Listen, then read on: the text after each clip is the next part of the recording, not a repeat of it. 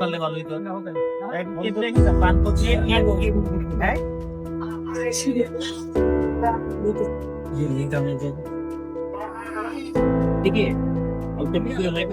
বন্ধুরা, কিছুক্ষণ আগে আমি আলাদা একটি কাজে ব্যস্ত ছিলাম।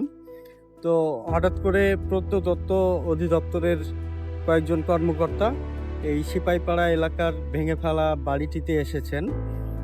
আসার পরে তাদের মধ্যে থেকে একজন আমাকে ফোনও করেছিলেন আশপাশে থাকলে যেন আমি আসি। তো আমি এসেছি। ওনারা ওখানে আমার পেছনে দেখছেন যে তারা মাপজোকের কাজ করছেন। তারা আসলে কি করছেন, এখানে এসে কি দেখছেন, সেসব বিষয়ে একটু পরে আমি তাদের সঙ্গে কথা বলবো এবং বিষয়টি আপনাদেরকে জানানোর চেষ্টা করব। আমার সঙ্গেই থাকুন। রাজশাহীর সিপাহীপাড়ায় ভেঙে ফেলা রাজপরিবারের বাড়িটি দেখতে উৎসুক মানুষের ভিড় কমেনি। আজ বিকেলেও সেখানে গিয়ে আমি অনেক উৎসুক মানুষেরই দেখা পেলাম। ঘুরে ঘুরে তারা বাড়িটি দেখছেন। তাদের মধ্যেই এলেন প্রত্নতত্ত্ব অধিদপ্তরের কয়েকজন কর্মকর্তা। মাপজোক করলেন, কথা বললেন স্থানীয়দের সঙ্গে। এই ভিড়ের মধ্যে আমি খুঁজে পেলাম সায়রা বানুকে, যিনি এই বাড়ির ইজারাগ্রহীতা মনোয়ারা রহমানের কাছে হস্তশিল্পের কাজ শিখতে এসেছিলেন। তারপর আর যাওয়া হয়নি, ছিলেন মনোয়ারা রহমানের সঙ্গেই। মনোয়ারার মৃত্যুর পরও এ বাড়িতে ছিলেন তিনি। তাকে বাড়ি থেকে বের করে ভাঙা হয়েছে সবকিছু। থাকতেন কোথায়? এই ঘরটায়। এখানে থাকতেন। ঘরটা কেমন ছিল? ঘরটা ভালোই ছিল, অনেক বড় লম্বা ঘর, 4টা ছিল এটুকুনি। আর পেছনে ওটা? পিছনে 2 তলা ছিল। ওইটাতে কে থাকতো? ওটাতে কেউ থাকতো না, ঝুঁকিপূর্ণ ঘর ছিল। চোখে পড়লো। ঝুঁকিপূর্ণ ঘর ছিল, আর পুরো বট গাছ ছিল, মস্ত বড় বট গাছ ছিল। ওই বট গাছ মানে ওটাই ঝুঁকিপূর্ণ ছিল, ওটাই ভাঙার কথা ছিল। তো এখন এখান দিয়েছে, ভেঙেছে, এখন করার তো কিছু নাই আমাদের। এখন আমরা অস্থায়ী হারা হয়ে আছি। আমরা এখন কোথায় যাব, কি করবে না করবে সেটা তো বলতে পারছি না। সায়রা বানু এখন ভিটের এক কোণে অস্থায়ী ঘর তুলে থাকছেন। এর পাশেই নাগলিঙ্গমের গাছটি। রাজশাহীর বিশিষ্ট ব্যক্তিদের দাবির মুখে হারাতে বসা এই গাছটি সংরক্ষণ করা হচ্ছে। ইট দিয়ে বেঁধে দেওয়া হচ্ছে চারপাশ। প্রত্নতত্ত্ব অধিদপ্তরের কর্মকর্তাদের সঙ্গে কথা বলে জানলাম, আগে জানলে এ বাড়িটি তারা যথাযথভাবেই সংরক্ষণ করতেন।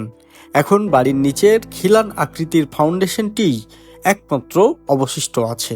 গবেষকদের দেখার জন্য এটি রাখতে চান তারা। এজন্য সংশ্লিষ্টদের সঙ্গে কথা বলবেন তারা।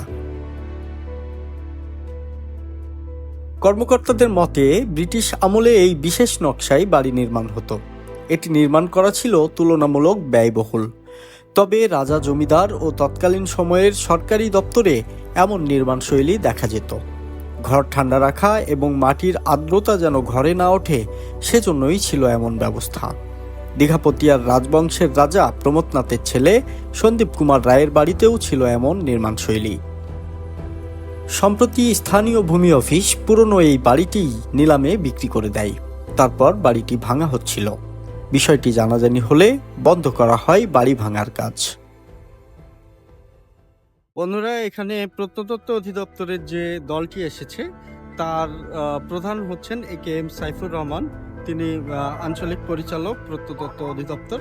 তার সঙ্গে আমার কথা হলো। তিনি আমাকে বললেন যে এই যে ভেঙে ফেলা ভবনটি, তার নিচে যে সুড়ঙ্গের মতো স্থানটি দেখা যাচ্ছে সেটি আসলে খিলান আকৃতির একটি ফাউন্ডেশন। ব্রিটিশ আমলে এই ধরনের ফাউন্ডেশন দিয়ে বাড়ি তৈরি করা হতো প্রাকৃতিকভাবে বাড়িটি ঠান্ডা রাখার জন্য এবং মাটির আর্দ্রতা যেন বাড়িতে না ওঠে, তার জন্য এই ধরনের নির্মাণ কৌশল ছিল। তো এটি আসলে সুড়ঙ্গ নয়, তবে এর প্রত্নতাত্ত্বিক মূল্য তারা দেখছেন, কারণ এগুলো এখন দেখা যায় না সচরাচর। এর প্রত্নতাত্ত্বিক মূল্য রয়েছে।